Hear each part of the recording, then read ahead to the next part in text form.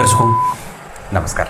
एक बार फिर से उपस्थित हूँ आप सबके सामने विश्लेषण जन्म कुंडली का इस कार्यक्रम के अंतर्गत। आज आपके सामने जो कुंडली लेकर के आया हूँ, ये कुंडली आई है मेरे पास शिमला हिमाचल प्रदेश से। बहुत अच्छा लगता है जब ये फिलहाल अभी बाहर रहते हैं, यहाँ भारत में नहीं है, ये कहीं अमेरिका वगैरह शायद रहते हैं। और बहुत अच्छी बात है, भगवान की बड़ी अद्भुत कृपा है कि कम से कम आप लोग मुझ जैसे छोटे विषय के व्यक्ति पे विश्वास कर रहे हैं और उसे बिठा रहे हैं, अपने जीवन में आप लोग जगह दे रहे हैं। 24 घंटे में से एक पल किसी को कोई देना नहीं चाहता है, आप वहाँ मेरे कार्यक्रम को 30-30, 40-40 मिनट देख लेते हैं। बड़ी भगवान का प्रभाव है ऐसा कि व्यक्ति को बुद्धि अच्छी देते हैं, वो बहुत सारे पुण्य काम करता है, तब जाकर के उसके कृत्य अच्छे होते हैं, वो अच्छी चीज़ों से धन कमाता है। तो भगवान की बड़ी कृपा है, अद्भुत बात है। आइए विषय पे लेके आता हूँ। सबसे पहले बात करेंगे इनकी कुंडली। मैंने कहा हिमाचल प्रदेश शिमला से कृष्ण एकादशी को जन्म हुआ है। अब इसको ज़रा हमें समझना होगा। मैं आपको पंचांग पे लेके आऊँगा, पर इसमें एक चीज़ जो पंचांग में बड़ी महत्वपूर्ण होती है, चंद्रमा। पंचांग में कृष्ण पक्ष के जन्मे होने से व्यक्ति वाणी में कई बार कठोरता रखने वाला हो जाता है। वैसे इस कुंडली में आपको सबसे ज़्यादा जो अच्छी बात और जो जानने लायक बात होगी वो एकादशवें भाव में पंचग्रही योग। इसका प्रभाव कैसा होगा ये आपको बताऊंगा। बाकी की चीज़ें भी चर्चा होंगी। धनु लग्न की कुंडली में लग्न में मंगल भाग्येश होकर के पंचमेश होकर के बैठे हैं और भाग्य भाव के स्वामी सूर्य एकादशवें भाव में पंचग्रही योग लगा के बैठे हैं। शुरू करते हैं आज का कार्यक्रम। कहीं नहीं जाना है, बिल्कुल बन के रहिएगा। कार्यक्रम के आरंभ में आपसे मैंने बात कही, इनका जन्म हुआ आश्विन माह में। आश्विन माह में जन्मे होने से व्यक्ति बड़ा सुंदर होता है और माता और पिता को सुख देने वाला होता है। मतलब उसके किसी भी कृत्य से माता और पिता दुख को प्राप्त नहीं करते हैं। आगे बढ़ने पे पता चलता है व्यक्ति का जन्म दक्षिणायन हेमंत ऋतु, इस वजह से कभी कभी आलस्य की अधिकता हो सकती है, व्यक्ति प्रमादी हो सकता है। प्रमादी न हो इस वजह से यहाँ पे ये बात ध्यान रखनी चाहिए कि व्यक्ति की दिनचर्या बिल्कुल एकदम कंटिन्यूअस काम करे। वो कभी भी ऐसा नहीं है कि कभी 5 बजे सो के जगह, कभी 6 बजे, कभी 7, कभी 8, कभी 12 बजे तक सोए हैं, ऐसा नहीं होना चाहिए। आप कोई भी काम करें बिल्कुल ही निरंतर गति से करने की आवश्यकता है, रेगुलराइज होना है, कहने का अर्थ है। गुरुवार को जन्मे हैं और गुरु ही इस कुंडली के लग्नेश है। इस वजह से इस कुंडली का एक ग्रह जो देवगुरु बृहस्पति है वो 2 पिलर पे काम करेगा, यानी कि 2 बिंदु प्रमुख जो हैं, वार के अधिपति और लग्न के अधिपति, ये दोनों ही ग्रह एक हो गए। धनु राशि, इसको सजिटेरियस कहते हैं ना अंग्रेजी में, पता नहीं जो भी कहते हैं, पर धनु राशि के स्वामी देवगुरु बृहस्पति हैं, लाभ भाव में बैठे हैं। और वार के अधिपति भी देवगुरु बृहस्पति हैं। तुला राशि में उच्च के शनि, स्वग्रही शुक्र और बुध जैसे शिष्य के साथ बैठे हैं। सूर्य भाग्य भाव के स्वामी हैं। लग्न के अधिपति का संबंध जो वार के भी स्वामी हैं, भाग्य भाव के स्वामी के साथ एकादशवें भाव में बैठ गए। अब मैंने यहाँ पे आपको थोड़ी देर पीछे लेके जाना है। एक पीछे मैंने कार्यक्रम बनाया था कि लग्नेश का एकादशवें भाव में बैठना सभी लग्न की कुंडलियों के लिए अच्छा होता है। ये पहला भाव है, ये दूसरा, ये तीसरा, ये चौथा, ये पांचवा। मतलब जन्म के समय पे धनु राशि लग्न में विराजमान थी, यानी कि व्यक्ति का जन्म 10 बजे के 19 मिनट पे हुआ है और लग्नेश एकादशवें भाव में बैठे। ये 11वां भाव है जहाँ से व्यक्ति सब कुछ प्राप्त करता है। मैंने उस सिद्धांत में आप लोगों से चर्चा की थी कि कोई भी ग्रह अगर लग्नेश बनता हो और अगर एकादशवें भाव में बैठा है, इसका अर्थ है कि वो व्यक्ति को चरित्रवान और सुखी तो बाद में बनाएगा, पर पहले वो महत्वाकांक्षी बना देता है। पर लग्नेश अगर देवगुरु बृहस्पति होते हों तो फिर ये सूत्र थोड़ा कम लागू होता है। लग्नेश का, किसी भी ग्रह का लग्नेश होना और एकादशवें भाव में बैठना अभूतपूर्व सफलता देने वाला होता है, लेकिन देवगुरु बृहस्पति का लग्नेश होकर के एकादशवें भाव में बैठना उतना अच्छा नहीं होता। जैसे सिद्धांत है कि लग्नेश का चतुर्थ स्थान में बैठना बहुत अच्छा होता है, चाहे कोई भी ग्रह हो, परंतु बुध और मंगल अगर लग्नेश बनते हों और चतुर्थ भाव में बैठे हों तो ये कई बार व्यक्ति को उद्विग्न मानसिकता का बना देते हैं। फिर वो बैलेंस नहीं कर पाता है, जितना बल जहां लगाना होता है वहां वो उतना बल नहीं लगाता है, बहुत ज़्यादा बल लगा देता है ना। कील ठोकने के लिए भी वो बहुत जो है वो मेहनत करने वाला हो जाता है। उसी तरीके से लग्नेश अगर एकादशवें भाव में हैं और देवगुरु बृहस्पति हैं तो हमें फिर अपनी महत्वाकांक्षा पे काम करने की आवश्यकता होगी। या तो फिर महत्वाकांक्षा जितनी है, जितना हमने ऊंचा लक्ष्य बनाया है, उसके अनुरूप हमें मेहनत भी करनी होगी, नहीं तो यहाँ फिर डिसबैलेंस क्रिएट हो जाता है। गुरुवार को जन्मे हैं ये बहुत अच्छा होता है शारीरिक श्रम के मामले में, बुद्धिमत्ता के मामले में, चरित्र के मामले में, व्यवहार के मामले में, दार्शनिकता के मामले में, संतति के मामले में, गुणी, सुखी, धर्मात्मा, पूजक देवताओं का, है ना, इन सब के मामले में बहुत अच्छा होता है।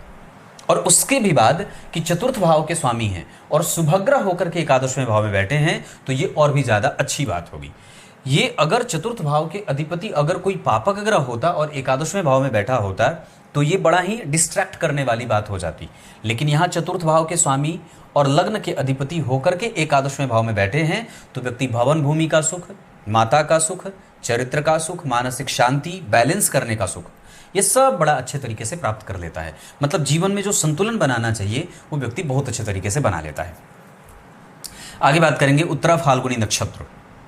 अब जो ये बात होगी, उत्तरा फाल्गुनी नक्षत्र में जो जातक जन्मे होते हैं उनको श्वेत आक के पुष्प की जड़ गले में धारण करना चाहिए।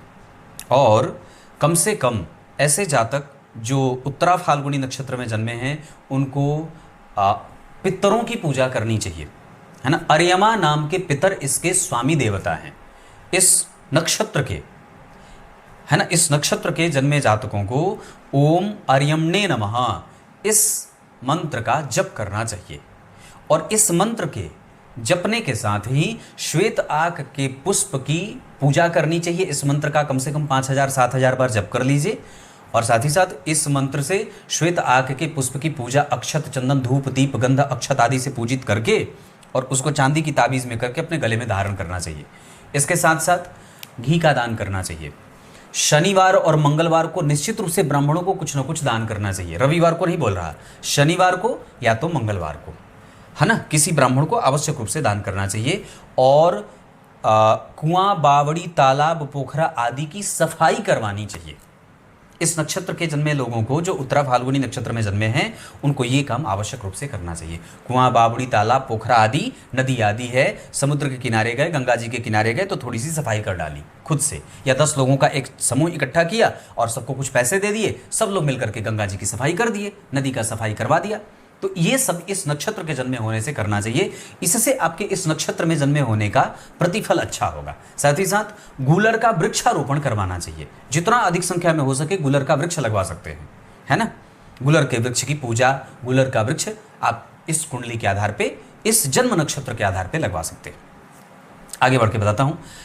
अमावस्या, कृष्ण पक्ष के एकादशी के चंद्रमा जो हैं वो पापग्रह होते हैं। इस वजह से यहाँ पे अष्टमेश भी होते हैं और दशम स्थान में कन्या राशि का निर्माण कर रहे हैं। और मंगल से केंद्र में, गुरु से द्वितीय द्वादश, शनि से द्विद्वादश, बुध से द्विद्वादश, सूर्य से द्विद्वादश। इस वजह से चंद्रमा का प्रभाव कई बार व्यक्ति को निराशाजनक परिस्थितियों में ले जाने वाला होता है। कई बार वो ऋण में दबा रहे, जीवन में संतुलन बनाने में दिक्कत होती है। पर ये कब होगा? जब जब मंगल, जब जब राहु, जब जब शनि और जब जब चंद्रमा की दशा आएगी, तब तब व्यक्ति को आर्थिक रूप से परेशान होने के लिए बेचैन होना पड़ता है, या आर्थिक रूप से वो परेशान होता है। ऐसी अवस्था में कि व्यक्ति स्वतंत्र कारोबार करेगा तो उसको ज़्यादा फायदा होगा। अपना काम करे या तो सरकारी नौकरी करे। हालांकि सरकारी नौकरी के योग इस कुंडली में बड़े कमज़ोर से हैं, पर यहाँ पे प्राइवेट नौकरी के योग बनेंगे। और दूसरे नंबर पे प्राइवेट नौकरी, पहले नंबर पे अपना कारोबार, दूसरे नंबर पे सरकारी नौकरी, तीसरे नंबर पे प्राइवेट नौकरी। ऐसे क्लियर है? अब मैं आपको इस कुंडली के दूसरे फेज पे लेके आता हूँ, जहाँ लग्न स्पष्ट और ग्रहों की बारे में बात करता हूँ। लग्न में मंगल और केतु, जहां मंगल 14 अंश के पूर्वाषाढ़ा नक्षत्र में, और वो व्यक्ति को शौकीन बना रहे हैं, एक्टिव मानसिकता का बना रहे हैं। व्यक्ति जितनी भी आयु का होगा उससे थोड़े कम का लगता है देखने में, और जल्दबाजी में निर्णय लेने वाला, भाग्यशाली, विवेकी होता है। केतु इसको और भी ज्यादा बुद्धिमान बना रहे हैं। वहां मंगल का प्रभाव ज्यादा रहेगा क्योंकि वो योग कारक हैं, और केतु उनके सकारात्मक परिणामों में वृद्धि देने वाले बनेंगे। व्यक्ति को बहुत सारे क्षेत्रों का ज्ञान होता है। केतु अपने नक्षत्र में, मूल नक्षत्र में, और राहु अपने नक्षत्र में आर्द्रा में बैठे हैं। इस वजह से यहाँ दोनों ही ग्रह अंशों के आधार पर भी बहुत अच्छा परिणाम देंगे। थोड़ा बहुत भ्रम राहु का जैसा होता है वो रहेगा, हालांकि वो दशा अब बीत चुकी है। दशम स्थान में चंद्रमा एक अंश के बैठे हैं उत्तरा फाल्गुनी नक्षत्र में, जिनके बारे में मैंने बात करी, ओम अर्यमणे नमः। और ये सूर्य एकादशवें भाव में अति विशिष्ट कारक होते हैं। गुरु भी एकादशवें भाव में, पंचग्रही गुरु, शुक्र, सूर्य, बुध और शनि, और वहां पे सभी ग्रहों में गुरु ही आत्मकारक ग्रह बन रहे हैं। अपने ही नक्षत्र में 3 ग्रहों को बिठाया है, गुरु, शुक्र और सूर्य, तीनों विशाखा नक्षत्र में बैठे हैं, जहां व्यक्ति के स्वभाव में थोड़ी सी कठोरता और कई बार जिद्दी या हठ देखने को मिल जाता है। और बुध स्वाति नक्षत्र में 19 अंश के और शनि 4 अंश के चित्रा नक्षत्र में। शनि व्यक्ति को संपत्तिवान बना रहे हैं। अब मैं आपको थोड़ा सा ध्यान, शास्त्र एकादशवें भाव में गुरु, शुक्र, सूर्य, बुध और शनि के बैठने का क्या फल बताता है। शास्त्र कहता है दयालु शुक्र सूर्यार्कौ बुद्धर जीवई जनो भवेत, है ना। दयालु शुक्र सूर्यार्क बुद्धिर जीवो जनो भवेत। इसका अर्थ होता है कि जब एकादशवें भाव में इन्हीं ग्रहों का, जो मैंने बात बताई, गुरु, शुक्र, सूर्य, बुध और शनि, बाकी अन्य ग्रह के बारे में नहीं, अगर एकादशवें भाव में बहुत सारे ग्रह बैठेंगे तो व्यक्ति दयालु होगा, बुद्धिमान होगा, सुहृद जनों की सेवा करने वाला होगा, साधु संत सन्यासियों में अपनी बुद्धि लगाने वाला, धर्मज्ञ और सुखी होता है ना। जन पूजित भी होता है, जनता की पूजा करना, सेवा करना, राजनीति करने वाला अच्छी मानसिकता का होता है। पर कुछ ग्रंथकार इसको कमजोर भी करते हैं।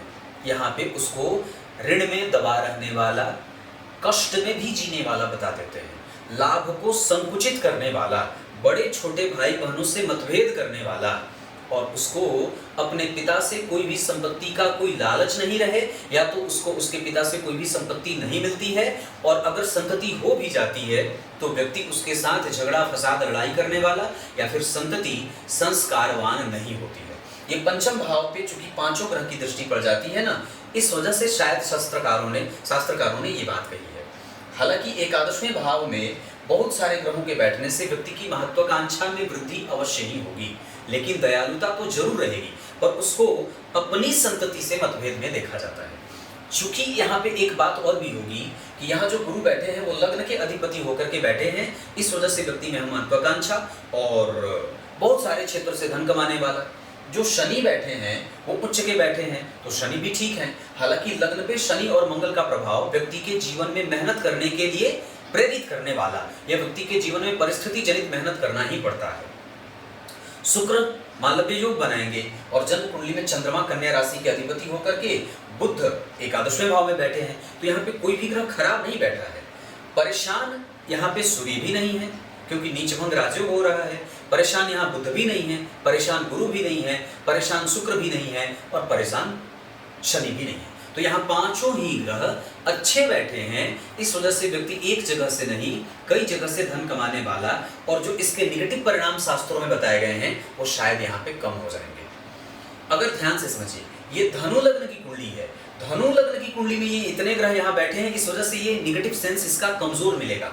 बाकी का अगर कोई अन्य लग्न बनता और ये सारे ग्रह यहाँ बैठे होते, तब शायद उसके बुरे परिणाम देखने को मिलते, है ना। लेकिन यहाँ पे व्यक्ति के जीवन में यहाँ पे बहुत अच्छे परिणाम देखने को मिलेंगे। धन, मान, माता से सुख, भाग्य का सुख, कर्म, वंश का कर्म, दयालुता, मित्रों से फायदा, कोई भी काम पैसे के लिए रुकना नहीं, और अनुभवी होना, शास्त्रज्ञ होना, मंत्र का जापक, पंडितों का पूजक, और सबकी मदद करने वाला होता है, गरीबों की सेवा करने वाला अन्नदाता होता है। ये मैंने आपको एकादशवें भाव से इतना परिचय करा दिया। अब यहीं पे आपको मैं नवांसा चक्र से परिचय करा देता हूँ। कर्क का नवांश बना है, जो यहाँ के अष्टम भाव के स्वामी हैं। लेकिन ये अच्छी बात होगी कि कम से कम भाव का स्वामी भाव को देख रहा है। यहाँ चंद्रमा कन्या में बैठे हैं। अब मैं आपको थोड़ा सा प्रैक्टिकल व्यू से दिखा दूँ। यहाँ चंद्रमा कन्या में, यहाँ मकर राशि में बैठे हैं, मतलब राशि से 5 घर आगे। यहाँ पे चंद्रमा की दशा थोड़े बहुत पत्नी के साथ मतभेद देने वाली कभी कभी हो सकती है, या स्वास्थ्य में परेशानी चंद्रमा की दशा में मानसिक रूप से परेशान करने वाली, या आमदनी को बढ़ाने वाली ही होगी, घटाने वाली तो नहीं होगी। यहाँ पे आपके कई बार पैसे बचेंगे भी। जहाँ पे 5,000 का खर्चा होगा, पता चला कि 3,000 में आपका काम हो गया। जहाँ पे आपको पैसा ज़्यादा देना था, वहाँ पे आपके कम पैसे में ही काम बन गए। तो इस तरीके की दशा भी अष्टम भाव के स्वामी ऐसा परिणाम देते हैं। बाकी गुरु 12वें भाव में, बहुत बढ़िया। मंगल द्वितीय भाव में, एक कठोर संबंध भी यहाँ पे देखने को मिल सकता है विवाह में, लेकिन सत्य बोलने का गुण होता है। और यहाँ पे अष्टम भाव के स्वामी शनि हैं, जो वृश्चिक राशि में बैठे हैं, यहाँ वो तुला में बैठे हैं, नवांश कुंडली में वृश्चिक में जा रहे हैं, इस वजह से शनि की दशा व्यय कराने वाली हो सकती है। साथ ही साथ मंगल यहाँ सिंह राशि के बैठे हैं और यहाँ कन्या राशि, यहाँ जो है वो बैठे हैं धनु राशि के, यहाँ पे वो नवम पंचम के संबंध में जा रहे हैं, इस वजह से भी मंगल की दशा अच्छी जाएगी। या ग्रह अपनी दशा काल में व्यक्ति को संबंधों में पकड़ने की शक्ति देगा, संबंध लंबा चले, दूरी पकड़े, लॉन्जिविटी उसकी अच्छी होती है। शुक्र और सूर्य, जहां शुक्र अपनी राशि के बैठे हैं, यहां भी शुक्र अपनी राशि के बैठे हैं, इस वजह से व्यक्ति का साहस, बल, पराक्रम, धैर्य, बहुत ज़्यादा लड़ने झगड़ने वाला नहीं होता, बातचीत करके अपनी समस्या का हल निकालने वाला, दुश्मनों को भी मित्र बनाने की फिराक में रहने वाला होता है, बहुत ज़्यादा झगड़ालू नहीं होता, जैसी स्थिति होती है वैसा स्वरूप धारण करने वाला। अगर क्रोध की आवश्यकता है तो चूंकि धनु लग्न का है तो क्रोध भी करेगा, कई बार बिना वजह के भी क्रोध करता है, पर वस्तुतः वो झगड़ा करने वाला नहीं है, अपने काम में मशगूल रहने वाला, शास्त्रज्ञ, निपुण और दार्शनिक होता है, राजनीतिज्ञों से लाभ लेने वाला, ऊंची परख और ऊंची पहचान बनाने वाला होता है। यही बात यहाँ भी गुरु करेंगे। मंगल यहाँ द्वितीय भाव में बैठे हैं, जन्म कुंडली के दशम भाव के अधिपति होकर के पत्नी कामकाज करने वाली, और व्यक्ति जितने दिन तक रहता है तब तक उसके जीवन में उसका काम उसको मिलता रहता है। शनि पंचम भाव में यहाँ बैठे हैं, वृश्चिक राशि की मैं बात कर रहा था, यहाँ द्विद्वादश के संबंध में है, इस वजह से ये ठीक नहीं होगा। शनि की दशा में व्यक्ति को धन से संबंधित और कई बार संतान से संबंधित, पेट से संबंधित और पेट में मरोड़ और वात से संबंधित समस्या होती है, अपच, एसिडिटी, कब्जियत आदि की समस्या शनि की दशा में मिल सकती है। साथ ही साथ एकादशवें भाव में सूर्य और शुक्र का बैठना, संतति से मतभेद यहाँ पे भी दिख रहा है और यहाँ भी दिख रहा है, इस वजह से संतान को बहुत अच्छे संस्कार देने का प्रेशर आपके ऊपर रहेगा, नहीं तो कई बार उसके ऊपर सरकार का दबाव आ जाएगा, जिसके कारण आपकी संतति आपके हाथ से निकल जाएगी। मतलब इनकी जो संतति होगी, मैं उसके बारे में बात कर रहा हूँ। बुध यहाँ नीच के होते हैं, पत्नी के साथ कम्युनिकेशन न करें, क्योंकि यहाँ पे भी राहु चंद्रमा बैठे हैं, यहाँ पे भी राहु का प्रभाव है, मंगल का प्रभाव है, इस भाव के अधिपति बुध शनि के प्रभाव में है, इस वजह से हमें पत्नी के साथ मतभेद नहीं करना है, बहुत ज़्यादा प्रैक्टिकल व्यू नहीं रखना है, इमोशनल संबंध बना करके रखना होगा, और किसी भी अवस्था में अपनी बातचीत को बंद करने की कोई आवश्यकता नहीं है। यह नवांश कुंडली बनी। नवांश कुंडली में लग्न शुभ ग्रह का बना है, लग्नेश लग्न को देख रहे हैं, 12वें भाव में गुरु बैठ करके चतुर्थ भाव को देख रहे हैं, और जन्म कुंडली के सप्तम भाव के अधिपति सप्तम भाव को देख रहे हैं। पर शनि राहु केतु सबका प्रभाव जब जन्म कुंडली के सप्तम भाव पे पड़ेगा, मंगल की दृष्टि शनि पे है, शनि की दृष्टि मंगल पे है, इस वजह से विवाह में प्रेम संबंधों के आने के योग भी बन रहे हैं, या कई बार विवाह में मतभेद भी जाहिर है। हमें विवाह को ठीक करना होगा, विवाह में किसी भी प्रकार का जो स्वभाव है उसको कठोर नहीं लाना होगा। बहुत ज़्यादा यहाँ पे मंगल और शनि की दृष्टि के कारण अगर वो अच्छा है तो कहने का अर्थ है कि कुंडली अच्छी मिली है, अगर वो बुरा हो रहा है, उसमें परेशानी बन रही है, इसका अर्थ है कि हमारी कुंडली में यहाँ पे दोष पैदा है, ऐसा मैं कह सकता हूँ। हालांकि शारीरिक संबंधों में कोई दुराव नहीं देखा जा रहा है, पंचम भाव के शनि उतने अच्छे नहीं होते, राहु चंद्रमा का प्रभाव, बुध नीच के, ये अच्छे प्रभाव में नहीं जा रहे हैं। नवांश कुंडली में ग्रहों के कमजोर होने के कारण हमें नवांश कुंडली में कमजोरी या विवाह के बाद उत्तरोत्तर वृद्धि में कई बार थोड़े से डिग्रेडेशन को देखा जाता है। अब मैं आपका ध्यान दशमांसा कुंडली पे लेके आता हूँ। यहाँ के सुख भाव के स्वामी हैं, यहाँ दशम भाव के लग्नेश बन रहे हैं, सूर्य शुक्र और गुरु यहाँ बैठे हैं, बहुत अच्छा बैठे हैं। मतलब इस कुंडली का दशमांसा मैं ये कहता हूँ कि व्यक्ति का रिसर्च अच्छा है, वो अपने काम से सुखी भी है, काम से संतुष्ट भी होगा, यश बहुत अच्छा अर्जित करेगा, धन भी अर्जित करेगा, और साथ ही साथ करियर में किसी भी प्रकार से समझौता करने वाला नहीं होता, समझौतावादी नहीं होता, लाभ प्राप्त करता है और घूम फिर करके उसका सुख उसको मिल जाता है, जो उसको मिलना चाहिए वो उसको निश्चित रूप से मिल जाता है। एकादशवें भाव में चतुर्थ स्थान के अधिपति बुध पंचम भाव में या अगर द्वितीय भाव में बैठ जाते हैं तो व्यक्ति को उसका क्रिएटिव होना, कई सारे क्षेत्रों में काम करना, आईटी में हो जाए, बैंकिंग में हो जाए, फिनांस में हो जाए, मल्टीनेशनल कंपनियों में काम करने का हो जाए, इस तरीके से व्यक्ति क्षेत्र में काम करने वाला होता है और एक जगह से नहीं वो कई जगह से धन कमा सकता है, इसमें कोई दो राय नहीं है। धन भाव के स्वामी शनि होते हैं, लाभ भाव में उच्च के बैठे हैं, धन के कारक का संबंध धन के अधिपति शनि से होगा तो व्यक्ति सुखी और धनवान होता है। यहाँ अब मैं आपको इनकी कुंडली में दशमांसा चक्र में मैंने बात कही, यहाँ दो ग्रहों का एक साथ बैठना, तीसरा ग्रह जो बैठा है वो जन्म कुंडली में दशम अष्टम भाव के स्वामी के साथ तृतीय भाव का स्वामी है। उच्च के चंद्रमा व्यक्ति को पॉजिटिव रिस्पॉन्स के साथ, आशावादी प्रवृत्ति देने के साथ व्यक्ति को मेहनती बनाते हैं, मेहनत से ज़्यादा उसके भाग्य का सुख भी मिलता है। यहाँ शनि जो वृश्चिक राशि में बैठे हैं, ये कौन है? इस कुंडली के लाभ के अधिपति, इस वजह से व्यक्ति को बाहर से लाभ होगा, बाहर से धन कमाएगा, विदेशी परवरिश होती है, बाहर ही व्यक्ति धन भी कमाता है और निश्चित रूप से व्यक्ति बाहर ही सेटल भी हो जाता है। इसमें कोई दिक्कत नहीं है कि आप आराम से बाहर रह सकते हैं और 100% की कुंडली बाहर रह करके सफल होगी। चतुर्थ स्थान के अधिपति का एकादशवें भाव में बैठना शनि और बुध शुक्र गुरु के साथ ये जो स्थिति बन रही है, ये व्यक्ति को माता का सुख बढ़िया देती है। माता को स्वास्थ्य में थोड़ी बहुत चिंता राहु के कारण हो रही है, पर वैसे मैं एक बात कह दूं तो इस कुंडली में माता से व्यक्ति बहुत ज़्यादा निकट है, मातृभूमि के प्रति कृतज्ञता का भाव रखने वाला है और संतति के प्रति थोड़ा सा वैर भाव दिख रहा है, उसको ठीक करना होगा। उनके साथ संबंध जो है वो पिता के साथ, इनकी जो कुंडली है इनके पिता के साथ भी संबंध कभी कभी वैचारिक मतभेदों से जा सकते हैं, पर वैसे कोई विरोध नहीं होगा। थोड़े बहुत पिता पुत्र के जो संबंध सामान्यतः हमारी भारतीय पद्धति में है वैसा है। हालांकि माता से निकटता ज़्यादा है, माता रुग्ण है, कफ जनित बीमारियां हो सकती हैं, ऐसा भी देखा जा रहा है। नवमांसा कुंडली के आधार पे ससुर और सास में कंफ्यूजन है। यहाँ पे सास का सुख ज़्यादा है, ससुर से धन की इच्छा की पूर्ति होती है।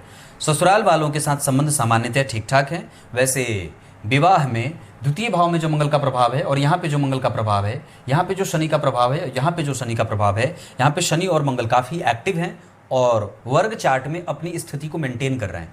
इस वजह से व्यक्ति आक्रामक होता है, खुश मिजाज भी होता है और क्रोधी भी होता है। करियर को लेकर के वो अगर व्यापार करे तो ज़्यादा सफल होगा, ये भी बात मैंने कह रखी है। भाग्य भाव में नवांश दशमांसा चक्र में वृश्चिक राशि के स्वामी मंगल का संबंध द्वितीय भाव में हो रहा है, इस वजह से व्यक्ति के पास भाग्य का सुख मिलेगा, इसमें कोई दो राय नहीं है। नवमांश दशमांसा और लग्न का ये विश्लेषण रहा। दशमांसा चक्र में लग्न और दशम के स्वामी होकर के गुरु चतुर्थ स्थान में बैठे हैं सूर्य के साथ, इस वजह से व्यक्ति प्राइवेट सेक्टर में नौकरी करके भी बड़ा अच्छा धन कमा लेता है, इसमें कोई दो राय नहीं है। मंगल की दशा में मानसिक शांति भंग न हो, इसका ध्यान रखिएगा। राहु की दशा में दिनचर्या बाधित न हो और आत्मविश्वास कमजोर न हो, इसका ध्यान रखना चाहिए। चंद्रमा की दशा में पैसे बचेंगे, लेकिन व्यक्ति स्वतंत्र काम करेगा तो ज़्यादा बढ़िया रहेगा।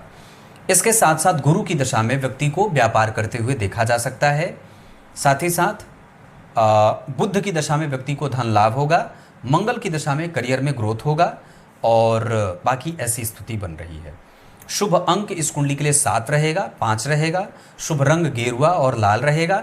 नक्षत्र के आधार पे उत्तरा, फाल्गुनी, आर्द्रा, विशाखा, पुनर्वसु, पुष्य और अनुराधा, ये नक्षत्र किसी भी काम को करने के लिए बहुत अच्छे रहेंगे। रंग बताया मैंने। दिशा बता दूं तो धन कमाने के लिए आप दक्षिण और पूर्व दिशा में जा सकते हैं। दक्षिण दिशा में कुछ हद तक इस कुंडली में धन कमाने के लिए पश्चिमी देशों में भी जाया जा सकता है। नक्षत्र बताया, दिन बताया, नक्षत्र के साथ साथ दिन बता दिया, ये बता दिया। दशाओं में और अष्टक वर्ग पे अपने व्यक्तित्व को और भी ज़्यादा गहरा बनाने की आवश्यकता है। थोड़ा शिथिल होइए, शांत होइए, गंभीर होइए। वाणी में कठोरता लाने की कोई आवश्यकता नहीं है। बहुत ज़्यादा अपने आप को दैन्य भाव में रखने की आवश्यकता है। बहुत ज़्यादा विनम्र स्वभाव का रखना होगा। मतभेद इस कुंडली में नहीं है। पराक्रम इस कुंडली का बहुत अच्छा है। छोटे बड़े भाई बहनों का सुख इस कुंडली में बहुत अच्छा है।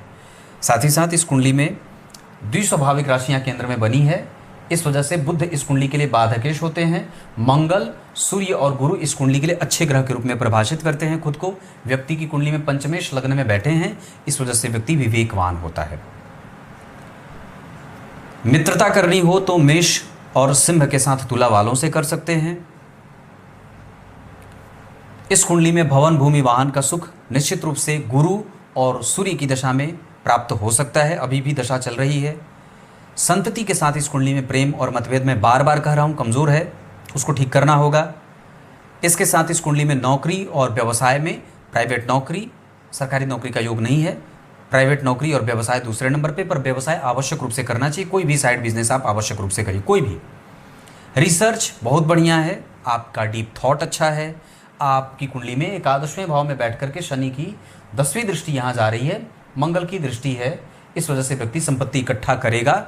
एकादशवें भाव के स्वामी जन्म कुंडली में एकादशवें भाव में इच्छा की पूर्ति करवाएंगे। शुक्र की दशा में इच्छा की पूर्ति होगी। अष्टम भाव के स्वामी दशम स्थान में बैठ करके माता और पिता के बीच में भी कई बार मतभेद लेके आते हैं। भाग्य बल इस कुंडली का बहुत अच्छा है और करियर में ग्रोथ सामान्यतया ठीक ठाक है। प्राप्त भी आप वो कर सकते हैं जो आप चाहते हैं और व्यय इस कुंडली का कमज़ोर है, हमें व्यय संतुलित करना होगा। 12वें भाव के अधिपति का लग्न में बैठना कई बार व्यक्ति में व्ययाधिक्य देने वाले बन जाते हैं।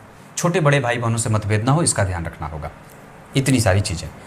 नक्षत्र के आधार पे सूर्य, शुक्र और गुरु, जिसमें से सूर्य आपको हठी बना रहे हैं, चंद्रमा आपको थोड़ा रुग्ण बना रहे हैं, मंगल आपको फैशन का समझने वाला बना रहे हैं, बुध आपको तिकड़मी और दिमाग लगाने वाला, डिप्लोमेसी करने वाला और चरित्रवान बनाने के साथ साथ आपको तार्किक बना रहे हैं, गुरु आपको अनुभवी बनाने के साथ साथ थोड़ा आक्रामक बना रहे हैं, शुक्र नक्षत्र के आधार पर आपको व्ययी और घमंडी बना रहे हैं, शनि आपको कई बार कष्ट देने वाला, कार्यक्षेत्र में विलंब और धनवान बना रहे हैं, राहु आपको आलस्य, पत्नी को मतभेद करने वाली या पत्नी को संशय में रखने वाली बना रहे हैं, केतु आपको अनुभवी बना रहे हैं।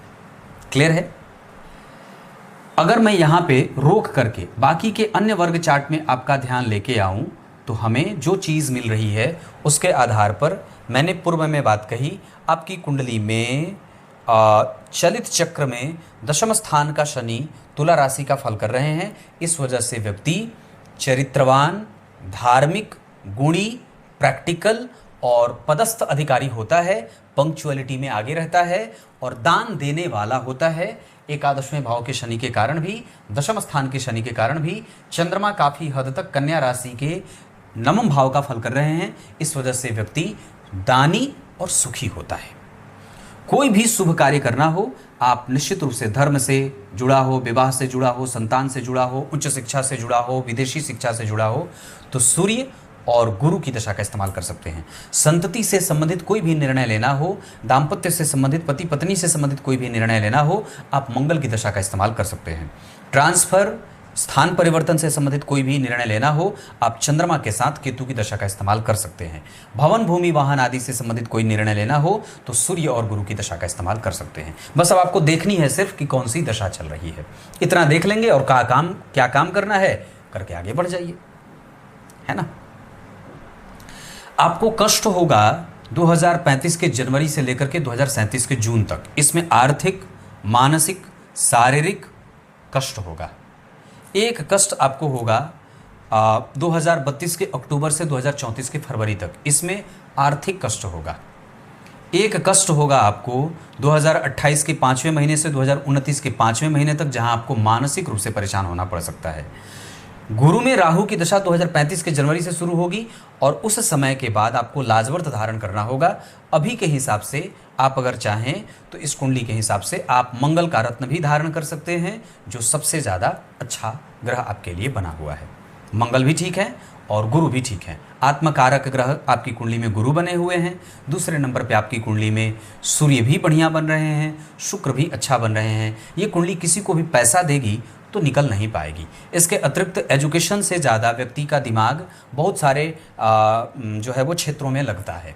इसके अतिरिक्त अगर मैं बात कर दूं तो कई बार हम बहुत ज़्यादा अनुशासित हो जाते हैं। इस वजह से भी हमारे बच्चों से हमें नुकसान उठाना पड़ता है या उनके साथ मतभेद में जाना पड़ता है। ये कुंडली धन बहुत अच्छा अर्जित करेगी, इसमें कोई संदेह नहीं है कि आपकी कुंडली के चतुर्थ स्थान के अधिपति गुरु का संबंध शनि के साथ हुआ है, चतुर्थ स्थान पे मंगल की दृष्टि है, तो एक से अधिक भवन, भूमि, वाहन का सुख भी प्राप्त कर देगा। क्लियर है? कुछ इसी तरीके से आज के इस कुंडली विश्लेषण के कार्यक्रम का समापन करते हैं। तब तक के लिए बहुत बहुत